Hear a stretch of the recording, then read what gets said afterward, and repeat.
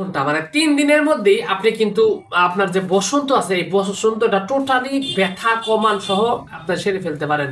আজকের এই ভিডিওতে মূলত হোমিওপ্যাথিতে কিছু ওষুধের ব্যাপারে কথা বলবো, যে ওষুধগুলো ওষুধ সেবনের সাথে সাথে আপনার বসন্ত দ্রুত উঠে যাবে, মানে একদম ফুলফিল ভাবে উঠে যাবে, সাথে জ্বরকে নিয়ন্ত্রণ করবে, ব্যথা কমাবে, চুলকানি নিয়ন্ত্রণ করবে এবং পরিশেষে একদম দাগ পুরোপুরিভাবে মিশিয়ে দেওয়ার জন্য হেল্প করবে।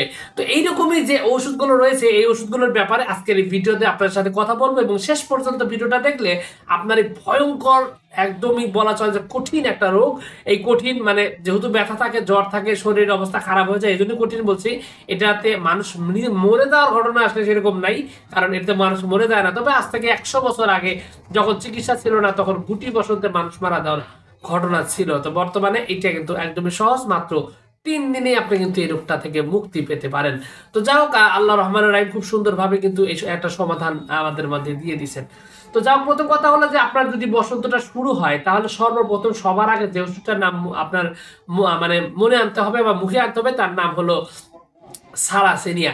সারাসেনিয়া হলো এমন একটা ওষুধ যে ওষুধটা আপনি যদি বসন্তের শুরুতে যদি সেবন করেন তাহলে আপনার এই বসন্ত বা পক্স বা চিকন পক্স যেটা আছে এটা কিন্তু আপনার ব্যাপক পরিমাণে মানে যে পরিমাণে ওঠার কথা একদম পূর্ণাঙ্গভাবে উঠে যাবে দ্রুত, সেই সাথে তার জ্বরটাও নিয়ন্ত্রণ করবে।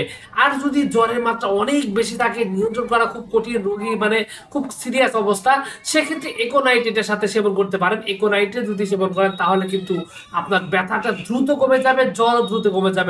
তারপরেও যদি না কমে তাহলে এর সাথে ফেরাম্পস আপনার বায়োকেমিক একটা ঔষধ, এটা সেবন করলে অবশ্যই জ্বর ব্যথা কমে যাবে। তো যাই হোক, বিষয়টা হলো যে আপনার সারাসেনিয়া প্রথমবার দফা খুব ভালোভাবে একোনাইটের সাথে ব্যবহৃত হয়। দ্বিতীয় দফায় সে দেখা যায় যে ভিতরে চুলকায়, খুবই খারাপ একটা অবস্থা, খুব চুলকায়, জ্বালা পোড়া করে, এরকম অবস্থা যদি থাকে তাহলে যদি জল বসন্ত হয় তাহলে আপনি সারাসেনিয়ার সাথে রাস্টক্সও কিন্তু আপনি সেবন করতে পারেন, এবং রাস্টক্স কিন্তু এই অবস্থায় জ্বালা পোড়া কমানোর জন্য বিশেষভাবে কার্যকরী। এছাড়াও আপনি এই অবস্থায় অ্যাপিস মেলও কিন্তু সেবন করতে পারেন, কারণ অ্যাপিস মেল এই অবস্থায় জ্বালা পোড়া কমানোর জন্য একটা অদ্বিতীয় মহা ঔষধ এবং বলা চলে যে একটা গুরুত্বপূর্ণ একটা ঔষধ। এছাড়াও আসলে আপনার এই অবস্থায় যদি আপনি মানে দ্বিতীয় অবস্থায় যখন এটা শেষ হয়ে যাবে, তৃতীয় অবস্থাতেও কিন্তু সারাসেনিয়া ব্যবহৃত হয়। আর পিছনে প্রধানতম কারণ হলো যে এটা দ্রুত এটা মানে কমতে সহায়তা করে এবং খুব ভালোভাবে কিন্তু এটা সমাধান করে।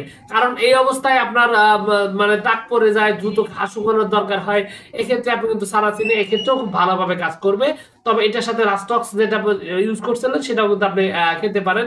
তবে ওষুধগুলো আপনার মূলত আপনি যে কাজটা করতে হবে যে রোগটার অবস্থার উপর পর্যবেক্ষণ করতে হবে, রোগের কন্ডিশনের উপর পর্যবেক্ষণ করতে হবে। কারণ অনেক ক্ষেত্রে জ্বর বেড়ে যায়, অতিমাত্রায় জ্বর হয়, সেক্ষেত্রে ইকোনাইট মাঝে মাঝে বেলোডোনারও প্রয়োজন হতে পারে।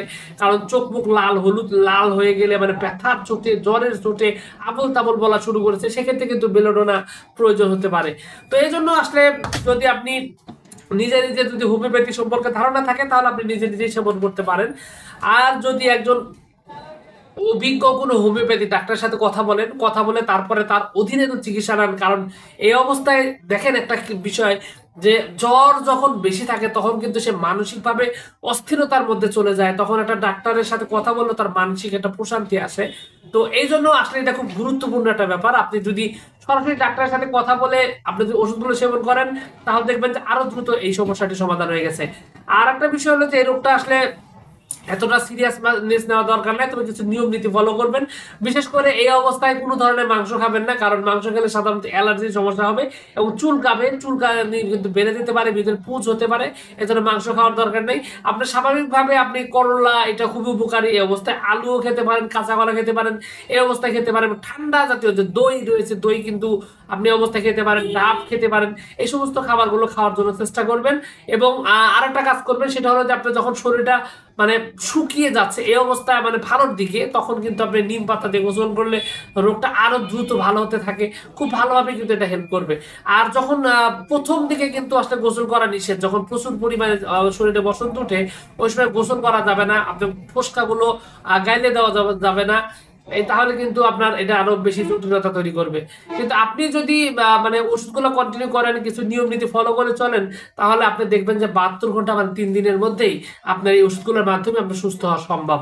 তো যাও, সবকিছু মিলে এইটুকু ছিল আজকের ভিডিও। আশা করছি পুরো তথ্যগুলো আপনার কাছে অনেক অনেক বেশি ভালো লেগেছে। আর যদি লেগে থাকে অবশ্যই ভিডিওটিতে একটু লাইক দিয়ে, আর চ্যানেল যদি প্রথমবার এসে থাকেন অবশ্যই চ্যানেলটি সাবস্ক্রাইব করবেন। কোনো প্রশ্ন, কোনো মতামত, কোনো অভিযোগ থাকলে কমেন্টস করে জানাতে পারেন। তো ভিউয়ার্স, আপনাদের সকলকে অনেক অনেক ধন্যবাদ। আসসালামু আলাইকুম ওয়া রাহমাতুল্লাহ।